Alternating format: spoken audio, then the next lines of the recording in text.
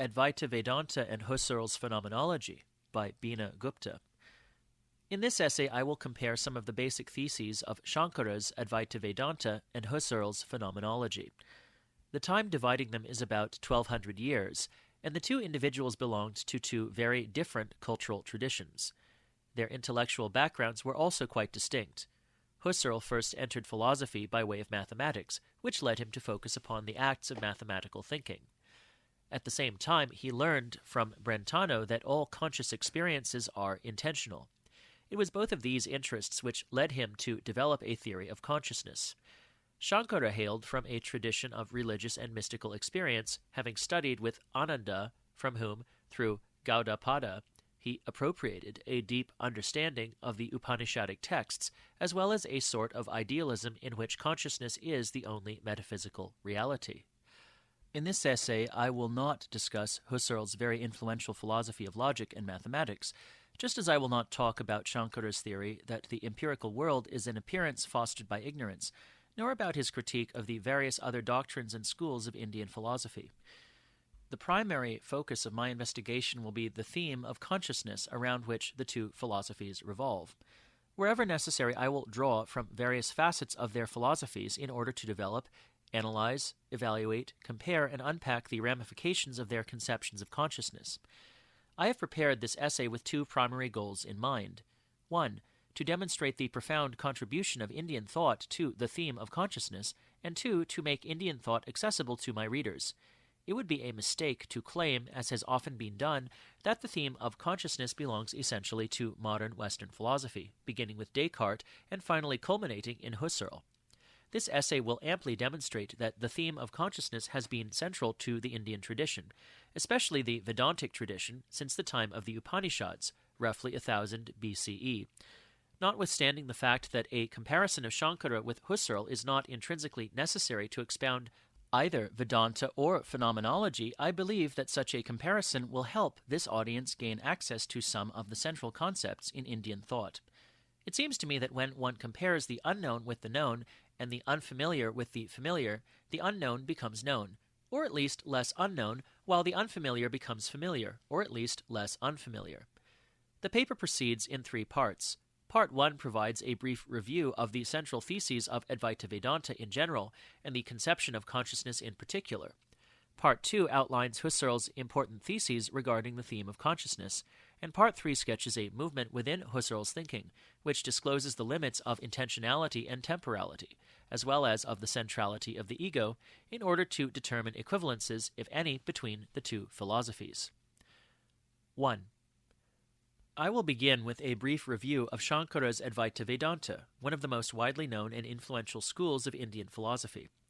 As a system of Vedanta, Saṃkara's Advaita Vedanta is based upon the Upanishads, the Gita, and the Brahma Sutras. On these texts, Saṃkara wrote exegetical commentaries in which he developed his philosophical position, demonstrated that his position was in accordance with these texts, and advanced independent arguments in favor of his own position. His method of doing philosophy was typically Vedantic. There is no lack of rational argumentation in his writings, and what may be absent has been amply compensated for by his numerous commentators and followers. The system developed over several centuries, and by the end of the 16th century, approximately 700 to 800 years after Saṃkara, the system reached its intellectual height. So my reference to Advaita Vedanta in this paper includes not only Saṃkara's own writings, but also the writings of his followers, especially of those belonging to what is known as the Vivarana interpretation of Advaita. In his exegetical commentaries, Saṃkara provides a systematic account of consciousness which he largely draws from the Upanishads. The Sanskrit term for consciousness is chit.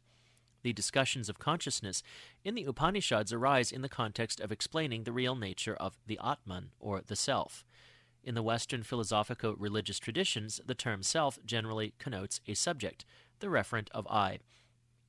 Atman, however, though usually translated as self, does not refer to the I, the empirical self. In the Upanishads, both Chit and Atman refer to pure consciousness, a kind of trans-empirical consciousness, which not only is different from the empirical consciousness, but also forms the basis of the empirical individual. Following the literal translation of the term Chit as consciousness, in this essay I will use self, consciousness, pure consciousness, real self, and pure self interchangeably to connote Atman or Chit, to be distinguished from the Jiva, the empirical self, the I or empirical consciousness. The most important philosophical thesis of Advaita Vedanta is that reality is one without a second, hence the name Advaita or non-dualism. This one reality, called in the Upaniṣadic texts Brahman Atman, is not only the same as the inner self within each individual being, Jiva, but also the stuff out of which all things are made. All differences in names and forms are mere appearances imposed upon one reality by a beginningless ignorance. Thus there exist at least two levels in Advaita, the level of reality and the level of appearance. These two levels, argues the Advaitin, are incommensurable. When the Brahman is known, nothing remains to be known. However, until the Brahman realization, all knowing that takes place in the empirical world holds good. This one reality is indescribable in language, unknowable by discursive knowledge. Nevertheless, there are three concepts which are used to capture its nature. They are Chit, consciousness, Sat, existence, and Ānanda, bliss. According to Saṃkara, these three are not different properties of reality. One may call reality existence, or consciousness, or bliss. From this it follows that Chit, or consciousness, is also existence or bliss. This rather brief presentation of Saṃkara's philosophy should suffice for my present purposes. Let me now state some important ideas of the system with regard to Chit, or consciousness. 1. Chit, like light, is said to be self-luminous, svaprakasha. It illuminates or manifests all objects upon which it is focused. It is always the pure subject. Thus it is said to be different from all objects which are said to be paraprakasha, that is, manifested by something other than themselves.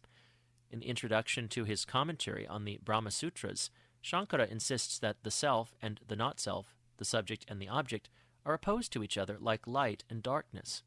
Consciousness by its nature, then, cannot be an object. This excludes all objectivistic, and today naturalistic, theories of consciousness. Let us remember that such objectivistic theories were also found in the Indian tradition, and that Saṃkara considered them to be fundamentally mistaken. 2. Saṃkara then goes on to argue that if consciousness cannot be treated as an object, none of the predicates that hold good of objects can be ascribed to consciousness. Being radically different from objects in general, consciousness and any object cannot form an intelligible unity of the sort consciousness of an object. Consequently, the structure of intentionality is to be regarded as unintelligible, not rationally justifiable. Not being an object, the categories that hold good of objects, for example, substance, quality, action, relation, and so on, do not apply to consciousness. 3. Consciousness is not a phenomenon that is in space or in time. It is worth noting that consciousness not being a spatial phenomenon is generally agreed upon by most philosophers, with the exception of those who take it to be identical with the bodily states. 4. Not being temporal, and not being an object of any sort, consciousness by its very nature cannot be an object of significant negation. For Advaita Vedanta, the expression consciousness is not is meaningless, a possible self-contradiction, while consciousness is a tautology, because the very negation of consciousness, as in the statement consciousness is not, testifies to the existence of consciousness. Any object whatsoever can be significantly affirmed as well as denied. Any object can be significantly affirmed. However, with regard to any object, it holds good that it might not have existed, thereby making its negation also significant. However, the same cannot be said to be true of consciousness. The very saying consciousness might not have been necessarily implies the being of consciousness. A negation is the objective correlate of an act of negating.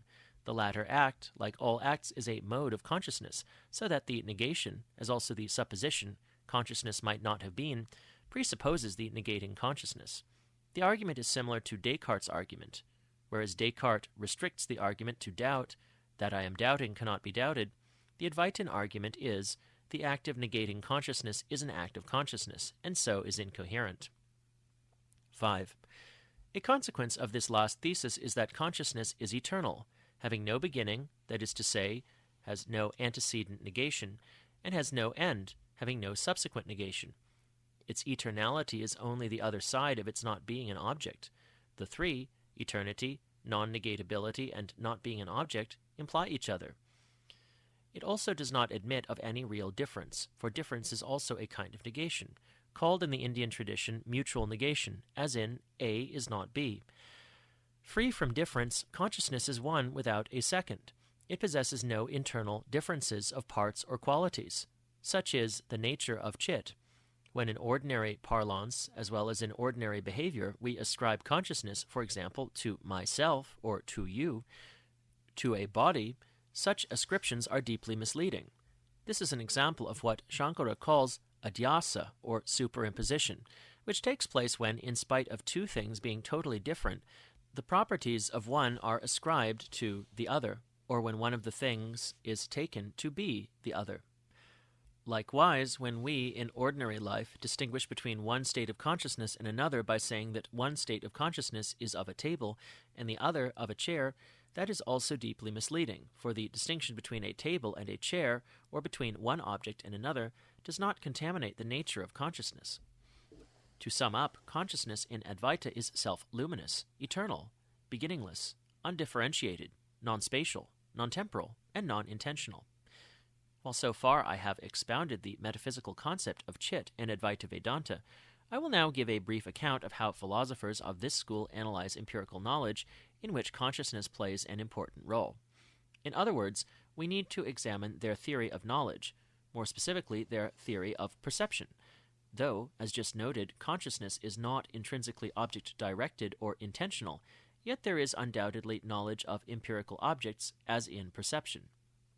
In such cases of empirical cognitions, according to the Vedantic epistemologist Dharmaraja, the author of Vedanta Paribhasa, a mental mode having the form of the object occurs whereby the object's prior state of unknownness is destroyed, and the object is said to be known. There are two aspects of this process which must be especially noted. In the first place, on the Advaita Vedanta view, an object before it is known is concealed by ignorance, or avidya, which is regarded in this system as a positive entity. In the second place, empirical knowledge consists in removal of this concealment, but that would not amount to knowledge unless the mental mode itself is manifested by the self-luminous consciousness. In this role, the consciousness, or chit, in this system is called the witness consciousness, or sakshin. It is because of this role that consciousness plays in cognition that we are aware of not knowing something, say X, when that X is unknown, and also aware of knowing X, when that X is known. Without the function of chit as witness, no knowledge could be possible. The following statement from Pañcapadipika Vivaranam sums up this unique Advaitin thesis. All objects are objects of witness consciousness, either as known or as unknown. Witness consciousness, thus, is the basic presupposition of all knowing. 2. Now it is time that I turn to Husserl, whose views, I believe, would be familiar to the readers of this journal. Husserl's views about consciousness may be stated in the following theses. 1. Consciousness is intentional in the sense that it is always directed toward something or the other.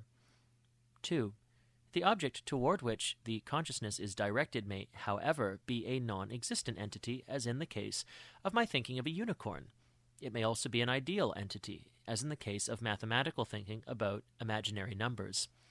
No matter what the ontological status of the object may happen to be, every act of consciousness intends its object in a certain manner and is having a certain meaning or significance.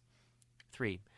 Thus, what is essential to consciousness is not that there is a real object which it intends, but that there is an intended object which is intended in a specific manner. Husserl calls the object, in its specific manner of being intended, noema. Consciousness, then, is a correlation between act and its noema. This correlation is a many-one correlation inasmuch as many different acts may have the same noema. For example, I may think of the same thing on different occasions and in the same manner. In such cases, the acts are numerically distinct while they have the same noema. 4. Intending an object always takes place, argues Husserl, within a horizon.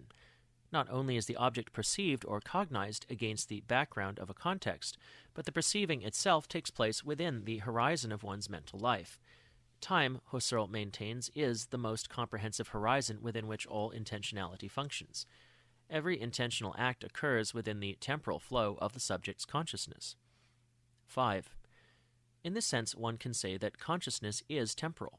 However, the temporality of consciousness does not consist in a succession of perishing instants. It rather consists in the now as being surrounded by a temporal horizon, such that a now is always together with its just past, still retained in consciousness, and the not yet future anticipated as emerging into consciousness. Temporality of consciousness always has the structure retention, now, protension. As this structure recedes into the past, it is replaced by the new ones, in such a manner that we have a continuous flux of consciousness. Husserl was very much concerned with the problem as to how this flux comes to be constituted. I cannot go into the details of his solution of this problem, but there is no doubt that at some point he came to recognize that the flux could be presented as a flux only to a consciousness which is not a flux. He calls this consciousness the absolute time-constituting consciousness. Thus, there are two levels of consciousness on Husserl's account: the empirical consciousness which flows, and a non-empirical absolute consciousness which, paradoxically, as he puts it, is standing while flowing. This absolute consciousness, though not in time, is that in which temporality finds its origin. 6. No account of Husserl's theory of consciousness will be complete without reference to his famous, often misunderstood method of epoche, or reduction. Without going into many aspects of this method, for my present purposes the following will suffice. In order to focus upon the essence of consciousness, Husserl required that we place under brackets all considerations of the natural world which are presented in consciousness. The result is that the world, instead of preceding consciousness in its origin, is presented in consciousness, without which it would be nothing. Consciousness is our access to the world. The world appears as the horizon, the context within which other objects are given. In this sense, consciousness is the origin of the world, instead of the world being the origin of consciousness. Viewed in this light, the consciousness which initially appeared to be empirical, i.e. mundane and a part of nature, is seen or recognized to be transcendental, without which the world and nature would be nothing. 7. If we can thus distinguish between empirical consciousness and transcendental consciousness, we can with equal justification distinguish between the empirical ego and the transcendental ego. As a part of nature, as inhabiting my body and subject to natural causality, I am an empirical ego. Shall I call it a jiva? However, after the epoche has been exercised and it is recognized that every object in the world, as well as nature, as understood in the empirical sciences, are what they are by virtue of my and our intentional life, I, as well as we, are seen as transcendental egos, actively engaged in constructing and giving meaning to the world. All this, no doubt, gives rise to numerous problems for Husserl. Many of his closest followers found here a serious limitation to his thesis. Heidegger, for example, pointed out that the individual self, or Dasein as he called it, does not stand outside the world, but is essentially a being in the world, and it cannot be put under brackets. For my present purpose, I will not review or comment upon these types of criticisms. I find more pertinent for my purposes a thesis of Eugen Fink, who argued that Husserl's thesis required not only two egos, the empirical and the transcendental, but also a third ego, who observes this distinction and describes them for philosophical purposes. This he calls the observing ego. In my present terminology, I would call it the witnessing ego. The empirical ego is a part of the world. The transcendental ego constitutes the world. The observing ego, or the witnessing ego, is needed insofar as it observes the distinction and describes the functioning of the transcendental ego without itself taking part in that function. 3. Now we are in a position to return to the main theme of this paper, i.e. a comparison between Saṃkara and Husserl. A quick review of the central theses discussed above might lead one to conclude that, with the exception of their almost uncompromising rejection of all naturalization and objectification of consciousness, and their rejection of consciousness as a spatial phenomenon, Saṃkara and Husserl are diametrically opposed to each other. One could argue that for Saṃkara, consciousness is not intrinsically intentional. He argues that intentionality, i.e. the object-directedness, is superimposed upon consciousness, whereas for Husserl, intentionality is the last word about consciousness, not only of empirical consciousness, but also of transcendental consciousness. Again, for Saṃkara, consciousness is not egological. In its pristine purity, it is both without an object and without an ego to whom it could belong. Consciousness, for Husserl, on the other hand, is of an ego, or it belongs to an ego. For Saṃkara, consciousness is not an act, while for Husserl it is an act. Consciousness for Saṃkara is not temporal, while for Husserl it is temporal. Let me elaborate on these contrasts in depth to assess whether they are as profound as they appear at a quick glance, for it seems that Husserl's philosophical position actually allows for a certain reading that is not as restrictive as the above remarks suggest. I will explain this point in the context of Husserl's conceptions of intentionality, ego, and temporality. While it is true that at the level of such acts as perceiving, thinking, believing, hoping, and desiring, consciousness is always intentional, Husserl also came to hold that these intentional acts themselves are constituted within the flow of inner time consciousness. This flow, at its most elementary level of the now, with its retention and protension, is not itself intentional. Intentionality is constituted within the flow of time, but that flow in itself is not intentional. Besides this, as stated earlier, Husserl also recognized a level of consciousness which he called absolute time constituting consciousness, in which the flow, as a flow, comes to be constituted. This absolute consciousness, which he often describes as pure living present, is not intentional. Thus, it would seem that Husserl's philosophy gradually comes to limit the intentionality thesis by positing a non-intentional dimension of consciousness that underlies intentionality and makes it possible. It is important to note in this context that even with the recognition of a non-intentional dimension of consciousness, Husserl's philosophy will still be different from that of Saṃkara's philosophy. On Saṃkara's view, as stated earlier, intentionality is a mere appearance superimposed upon non-intentional consciousness. In Phenomenology, such a view would not only be inadmissible, but would also be regarded as a purely metaphysical thesis without any warrant within experience. Given the limits of the phenomenological method, the utmost that one could maintain would be to argue that intentionality is constituted on the basis of a non-intentional consciousness, thereby making a phenomenologist aware of the limit of his phenomenological method. Since the method is based upon a respect for ordinary experience, it cannot make room for a wholesale devaluation of the categories of ordinary experience by regarding them as mere appearances. One can only do that by appealing to some experience, where ordinary experience would itself stand devalued. Saṃkara, indeed the Vedantic tradition as a whole, made use of the testimony of such an experience, a kind of mystic experience of the undifferentiated oneness of being, in which all intentional consciousness can only be rejected as false appearance. With regard to the presence of the ego in consciousness, we know Husserl recognized the ego as the point of origin, the subjective pole of intentional acts. But as is well known, this thesis was subjected to criticism by many of Husserl's followers.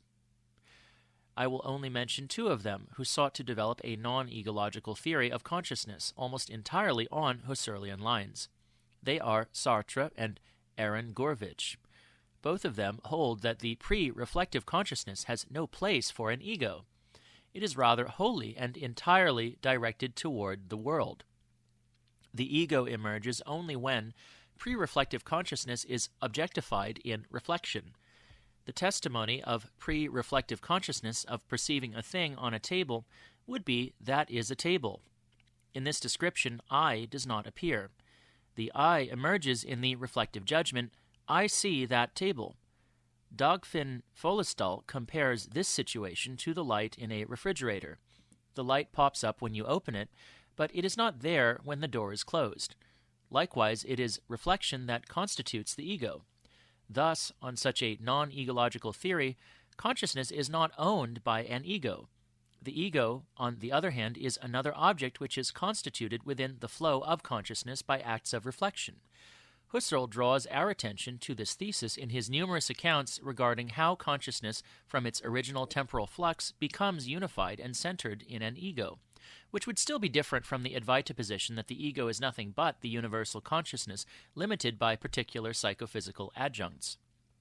The resulting Husserlian position would seem to be closer to the Buddhist view that the self is really a series of psychophysical events unified by a sense of I, but mistakenly interpreted as belonging to an unchanging spiritual substance or soul. Again, on the issue of the temporality of consciousness, Husserl and the Advaita Vedantin seem to stand at opposite ends. Whereas for the German phenomenologist, consciousness, even when purified by the epoche, is still incurably temporal, insofar as it is a flux, though not a flux of perishing instants. For the Advaitic tradition, on the other hand, consciousness is beyond time, flux, even change, which characterize the realm of objects. It is indeed true that the Buddhists are closer to phenomenologists in this regard. With all his emphasis on time, Husserl nevertheless held that the purified transcendental consciousness, though not in time, is the origin of time. Objective time, in which natural and historical events take place, falls under the epoche. He sought to determine how consciousness, in its innermost self-experience, is structured. For him, even here there is a flux, not change. But he continues to ask, how can something be experienced as a flux, if that experience itself is a flux? The answer, toward which he moves, as stated earlier, is that a flux can be presented as a flux only to a consciousness which comprehends the flux as a whole. We then come to recognize that there is a dimension of consciousness which is not a flux, or which is, as he puts it, standing while streaming. The metaphor is interesting. The streaming absolute consciousness, as he calls it, the dimension of standing while streaming, is neither a substance which remains permanent, keeping in mind that neither is Saṃkara's chit a substance, nor is it a container which holds the flux within it. If it is standing, then it is not moving. This not moving is nothing but another aspect of the moving. So the thesis does not amount to positing two levels of reality. It is not an ontological thesis, but a phenomenological thesis with regard to the way time is experienced at different levels. Using Husserlian metaphor, the Vedantic chit may then be said to be standing, but not streaming. It is indeed difficult to use a proper metaphor for the Vedantic chit. While the Buddhists use the metaphor of space for nirvana, the Vedantins more often use the metaphor of light, though the metaphor of space was not entirely lacking. In the context of discussing the question of the relation between the individual and the universal consciousness, the Advaitins often use the metaphor of space and point out how one space appears to be many, owing to various limiting factors. If the jiva and the Atman are fundamentally one, then one could venture the suggestion that while the jiva consciousness is continually moving, streaming, caught up in samsara, which in the Indian tradition goes from this life to the next, the Atman consciousness is a standing, unmoving, and unindividuated or undifferentiated dimension of the jiva consciousness. There is a tendency among writers on Vedanta to separate the jiva and the Atman ontologically, which may indeed be a mistake in view of Saṃkara's explicit statement that the jiva is non-different from the Brahman. This would suggest that the unmoving, undifferentiated, unindividuated consciousness, for which all flux, stream, motion, and change are but possible objects, lies at the deepest recesses of the jiva consciousness. While the Upanishads show us a path which one can follow to reach this depth, the main stages in the path being waking, dreaming, deep dreamless sleep, and the beyond, Husserl struggles with time consciousness and shows another path by following which one begins to make sense of the thesis which originally might have seemed to be inaccessible to a phenomenological disclosure. Thus, though Husserlian phenomenology still remains at some distance from Advaita Vedanta phenomenology, we begin to realize that that distance is not as great as we initially thought it to be. I next wish to address certain key aspects of the Advaitic theory of consciousness in order to seek certain equivalents in Husserl's phenomenology. To be specific, I will explore further the concepts of ignorance, witness consciousness, moksha, and bliss. I will begin with the concept of ignorance, which permeates the entire Vedantic thinking. A cognition, as stated earlier, has the specific function of manifesting, disclosing, or bringing to light its object. Before an object is known, it was unknown, i.e., concealed by ignorance. A cognition performs the function of unconcealing the object by destroying the ignorance which concealed it, thereby making the object known. A cognitive state cannot manifest anything. Its efficacy extends only up to removing ignorance. consciousness manifests the object directly by manifesting that cognitive state and making knowledge possible. The Advaitins point out that the Nayayikas, another school of Indian philosophy, cannot explain how the cognition is known without falling victim to a vicious regress. If reflective cognition, anuvyavasaya, is to manifest the pre-reflective cognition, then the former itself needs to be known by another reflective knowledge. To avoid such an infinite regress, a cognition, as soon as it comes into being, must be manifested by the ever-present witness consciousness. Such an ever-present witness consciousness explains the possibility of pre-reflective, non-positing, non-thetic awareness of cognition, and so the awareness of the object of that cognition. We have thus a simpler theory.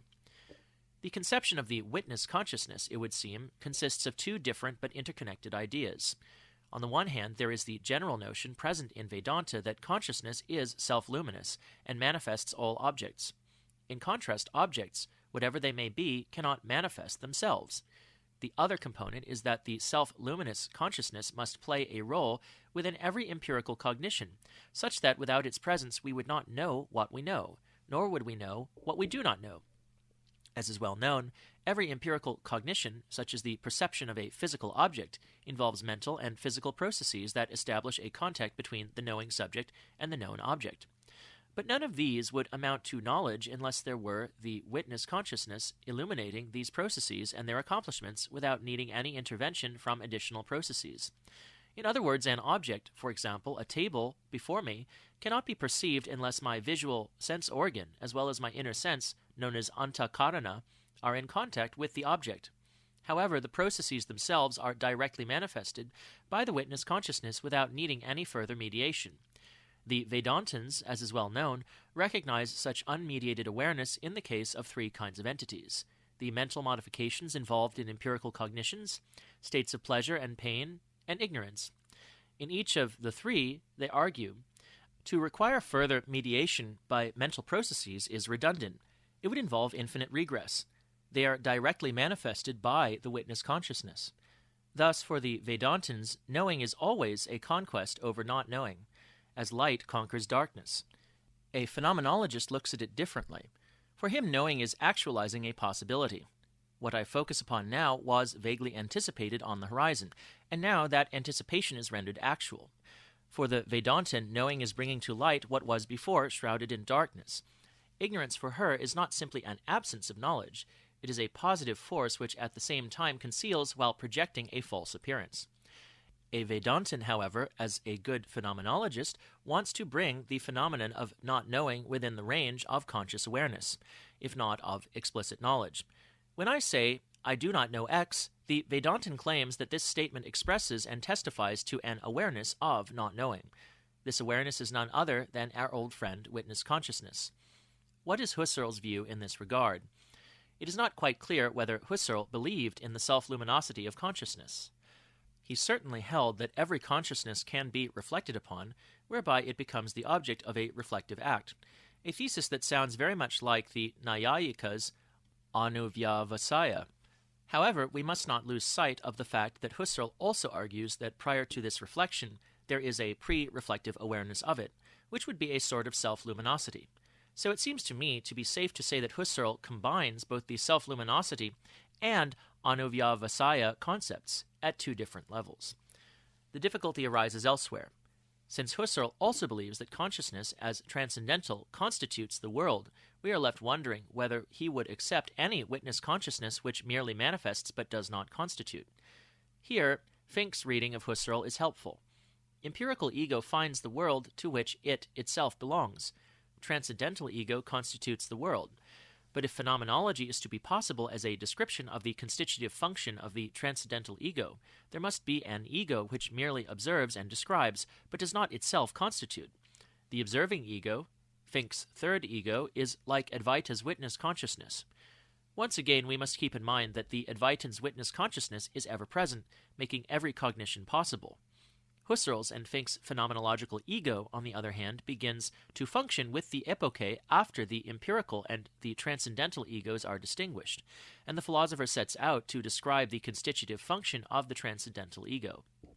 While Husserl devotes a lot of his attention and philosophical acumen to describing in detail how things come to, as he puts it, givenness, he does not attend to what is there prior to their being known. It is this latter question which leads us to the Vedantic idea of ignorance. Husserl uses the concepts of horizon and anonymity to discuss the status of things prior to their emerging in the focus of consciousness. Beyond the focus of consciousness, there are the surrounding horizons which extend into the farthest limits of knowability, and reflective consciousness can pursue them, make them explicit by bringing them into focus. Thus, whereas for the Vedantin, knowing is always a conquest over not knowing, the phenomenologist looks at it differently, because for him, knowing is actualizing a possibility. It amounts to focusing upon what was vaguely anticipated in the horizon, and the act of focusing renders the anticipation actual. Thus, we do not here have the Vedantic notion of not knowing, for what is in the horizon is still within the grips of consciousness, though only as anticipated possibilities. The concept of anonymity applies to all those achievements of consciousness which have taken place outside of one's explicit consciousness, for example, the cultural meanings that one finds realized in the world around us. One does not give those meanings, they are already there. Their constitution has already been performed anonymously. For Husserl, it is only a question of reactivating these anonymous constitutions. We must remember in this context that what is anonymous is not unknown. Its originating source is concealed or passed over. Someone must have done it, some previous members of my community, for example. They must have interpreted the world in this way. For me, however, the world has already taken shape. There is always a danger insofar as what is anonymously constituted may be mistaken to be already there independent of any constitution. This happens when one naively regards the meanings he ascribes to things to be really there. So there is a mistake, a deep philosophical mistake, a sort of forgetfulness, as Merleau-Ponty puts it, of the process of constitution which lies concealed behind its accomplishments. The task of phenomenology here is to uncover what is unconcealed, to reactivate the process, to discover the origins of the objective world. This entire account of anonymity, concealment, and uncovering seems to be moving very close to the Vedantic notion of ignorance and unconcealment. But, however close it may seem to be, phenomenology, by its very method, does not find an access to what is not known. It hovers around what is anticipated as capable of being known. The Vedantin focuses upon not knowing as much as upon knowing. For the Vedantin, then, there is consciousness of knowing as well as consciousness of not knowing. The limits within the two are always shifting, as knowing conquers not knowing, but knowing is always surrounded by not knowing, and both together are present to consciousness. In this regard, the only Western thinker who shares an awareness of this problem is Plato. The goal of Vedanta is not only to construct a philosophical system, not only to bring to light phenomena that would otherwise escape our notice, but also, in the long run, to illuminate the path to moksha, or spiritual freedom.